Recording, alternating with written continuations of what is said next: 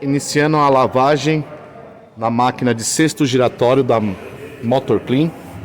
Como podem ver, isolamento bem sujo.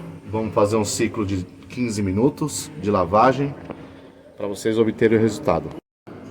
Vamos abrir a máquina agora para vocês obterem o resultado.